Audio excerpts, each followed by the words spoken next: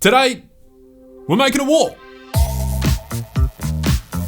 Okay, so in today's episode, as promised, we're diving into how we went about making this matte black wall behind me, which I briefly mentioned in my recent YouTube studio tour video.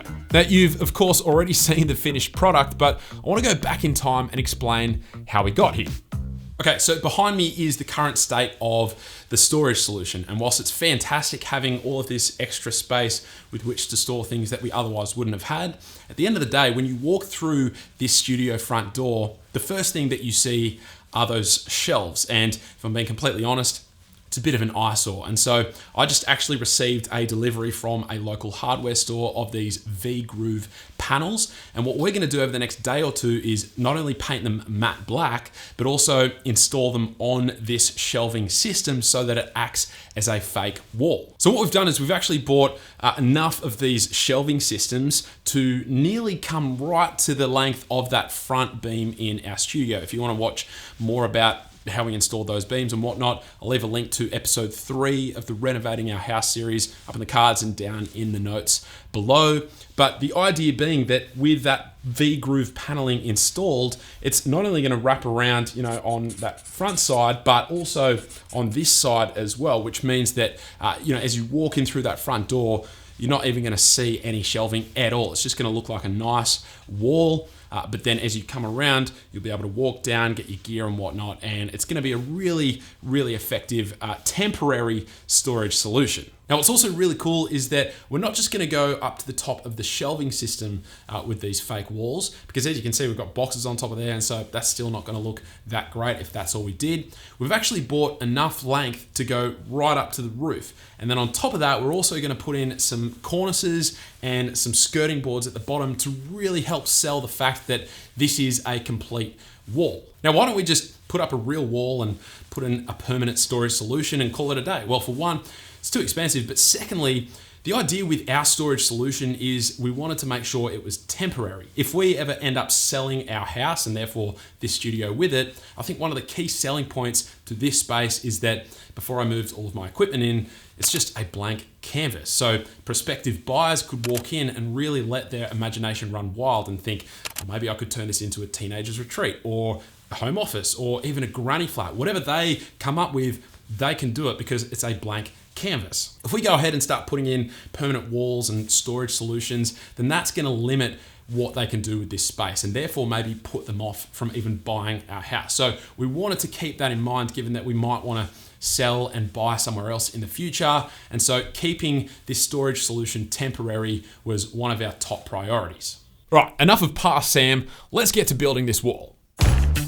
So as I mentioned in my last studio tour video, we had a friend of ours, Keith, who was not only the one who envisioned this whole fake wall idea, but he was super gracious enough to come up for an entire weekend and essentially build the whole thing for us. For the most part, I was his glorified assistant, but this did mean I was able to get the camera out and film most of the process for you. So without further ado, let's begin. So after all the supplies were purchased, the first thing we needed to do was cut and install these timber framing panels so that they could be installed both on the roof and on the storage units as well. This was because the V-Groove panels needed something to attach onto, and as I mentioned, because I wanted the panels to go right to the roof, not just to the top of the storage units, we needed something mounted into the roof for the panels to secure to. Luckily, there were some roofing studs in pretty much the perfect position, making this process a lot easier. Once that was done, we actually used some nuts and bolts to attach the storage units together to ensure maximum rigidity. Then it was all about cutting the V-Groove panels to size so that they would fit perfectly. Now, because this studio roof is slanted, this was a little trickier than it might have otherwise been, and so this process was essentially a rinse and repeat of measuring, cutting again, and so forth until we got these panels to fit essentially like a glove. One key aspect that gave us a little bit of wiggle room though was that, as I mentioned, we'd planned to install these timber edging and cover panels to act as basically fake cornices and skirtings. Not only did this result in a much more polished look at the end, but it also helped to cover up any misaligned cuts in the V-Groove panels. Now, the only real tricky part here was the cutting of the far panel that butted up against the back studio wall, because that had to line up with the pre-existing cornice piece there, which was rounded, and this wasn't going to have any trimming covering it up after the fact. But Keith was right on top of this, and with a bit of fiddling with the jigsaw, he got this cut beautifully. And so once everything was cut to size, we brought it all in and put it in place for one final check. And with that out of the way, we then took them back off for painting. And this is where I came in. I actually picked up this matte black interior wall paint by a brand called British Paints, and I got 4 litres for the entire job, which included each of the cut V-groove panels, as well as all of the trim and skirting too. Now, I did all of this painting at night, so apologies for some of the footage captured in less optimal lighting conditions here, but I will say, after doing a number of paint jobs for previous parts of the house reno, I've learned some lessons along the way that I put into place this time around. Firstly, after having to throw out countless paint trays in the past, this time I actually covered the new tray with a bin liner, which made cleanup at the end so much quicker. I learned this trick plus a few others from Becky and Chris's painting tutorial video, which was super helpful. I'll link that below in case you want to check it out. But then I also wore gloves where possible throughout the entire painting process, which helped to minimize any accidental incidents of paint getting on different parts of my studio.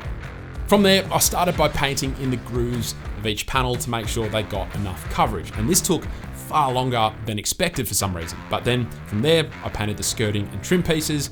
And finally, I painted onto the panels themselves. Now, because I was being fairly careful to make sure my paint was clean and precise, it actually took me 3 coats on this one night over the course of about 6 hours. The next day, with each panel dried and ready to go, we brought them in and placed them in position on the storage units. Keith then secured the panels using a combination of nails into the frames on the storage units and screws into the framing attached to the roof. Once complete, we then got the trims installed using a combination of screws and glue, with glue being the preference where possible for a cleaner final result. After that, we then puttied over each of the screw holes on the skirting and trim using wood filler, and then when this dried, we sanded it back. And when all was said and done, that was the majority of the installation complete. After a monumental effort, Keith's work was finished, but given that we had gotten our grubby hands all over the panels when installing them back onto the storage units, it quickly became evident that I'd need to do another coat of paint. The issue was, I didn't have all that much paint left, but I didn't want to have to go and buy a whole nother can of paint as well, so I thought I'd instead be a little more strategic. So instead of just painting everything again, I actually decided to just paint the trim and skirting to cover the wood putty we'd added. Then I added a dab of paint over each of the nails in the grooves, and then I rolled every last bit of paint I could squeeze out of the can all over the hand marks I could see on the panels themselves. As I was going, I thought surely I'll end up needing to buy another can of paint, but luckily when the paint dried, it looked schmick as hell, and I didn't need any more paint. And with that done, the wall was complete. After that, as mentioned in my YouTube studio tour video, I then installed this industrial style bookcase from Temple & Webster, link below if you're interested in getting one yourself. Then I dressed that up with some props and vintage goods. Then I brought in a fiddle tree, I got the lighting installed, and finally my new A-roll set was complete. And so that's the story of how we created a temporary walk-in storage bay that didn't look like an absolute eyesore. And the best part is that once you account for the cost of each storage unit, then the cost of the panels, the extra bits of timber and paint, the entire project was completed for a budget of under $1,000, which for me seems pretty fantastic bang for buck. If you're working on your own renovations, hopefully this video will inspire you to think outside of the box and consider if there's any cheaper solutions to what might otherwise seem like expensive problems, like what we did with this temporary wall. Aside from that, that's it. If you haven't yet checked out all of the previous renovation episodes, I'll leave a link to the full playlist up in the cards and down in the description below. Hopefully you enjoyed the video. Thank you all very much for watching, and I will catch you later.